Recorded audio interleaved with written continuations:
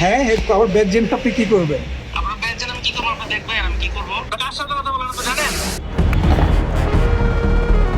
শনিবার মধ্যরাত রাজধানীবাসীর নিরাপত্তায় চলছে পুলিশের গুলশান বিভাগের বিশেষ অভিযান। গুলশানের কালাচাঁদপুর এলাকায় সে অভিযানের নেতৃত্ব দিচ্ছেন উপ পুলিশ কমিশনার রণক। অভিযানের এক পর্যায়ে নাম্বারবিহীন কোটি টাকা দামের একটি গাড়ি তল্লাশির জন্য থামান ডিসি রণক। গাড়িতে থাকা ব্যক্তির কাছে দেখতে চান বৈধ কাগজপত্র। কিছু কাগজপত্র দেখাতে পারলেও গাড়ির মালিকানা নিয়ে তৈরি হয় ধোঁয়াশা। আপনি আমাকে পেছাচ্ছেন কেন? আমাকে এটা বুঝাবেন। আপনাকে আমি যা যা পেপারস লাগে আমি সব পেপারস দেখাচ্ছি। আমি দেখাচ্ছি। আপনি আমাকে যে গাড়ির মালিকানা চলেন আপনি আমার সাথে, আমি দেখাই। হ্যাঁ আমি দেখাচ্ছি না, আমার ডিট পেপার আমি দেখাবো না। আমি ডিট পেপার কি সুলতান রাজি মৃত্যুর সাথে করেছেন আপনি? গাড়ির মালিকানা নিয়ে বৈধ কাগজপত্র দেখাতে না পারায় গাড়ি থানায় নিয়ে যাওয়ার কথা বললে ডিসির হাতে একটি ফোন কল ধরিয়ে দেন গাড়ির মালিক দাবি করা সে ব্যক্তি। সে ফোন কলেই বাধে বিপত্তি। ফোনের ওপারে থাকা ব্যক্তি ডিসিকে দিতে থাকেন একের পর এক হুমকি। নাম কি আপনার? আপনি কত নম্বর ব্যাচের পুলিশ বলেন? কোন ব্যাচের পুলিশ আপনি? হ্যাঁ আবার ব্যাগ জেন আপনি কি করবেন? আপনার ব্যাগ জেন আমি কি করবো? আপনি দেখবেন আমি কি করবো। করেন ভাই বলেন। প্লিজ। আমার ব্যাচ হচ্ছে 28তম ভাই, 28তম। আপনার নাম কি? ফুল নেম বলেন আপনি। আমি আপনাকে নাম বলতে কি বাধ্য?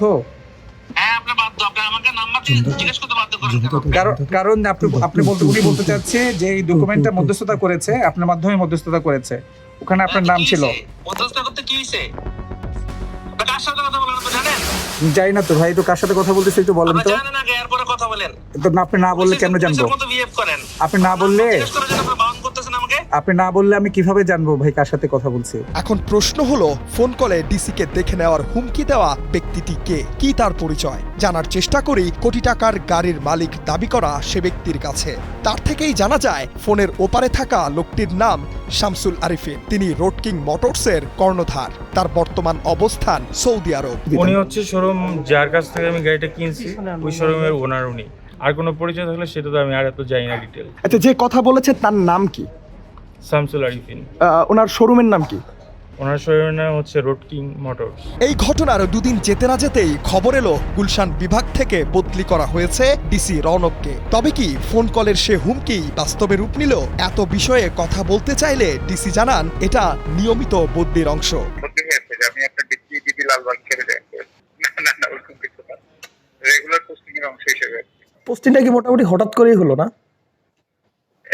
এরকমই এটা নিয়মিত এরকম হয়, বদলি হয়। বদলি দেওয়া একটা অ্যাডমিনিস্ট্রেটিভ প্রসিডিউর।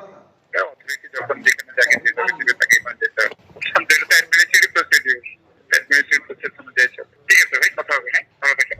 গুলশানের এই আলোচিত অভিযান পরিচালনার একদিন পরেই ডিসির এমন বদলি নিয়ে ডিএমপির ভারপ্রাপ্ত কমিশনারের সাথে ফোন কলে একাধিকবার চেষ্টা করেও কথা বলা সম্ভব হয়নি, যে কারণে কাটানো যায়নি ডিসি রৌনককে বদলি নিয়ে তৈরি হওয়া ধোঁয়াশা।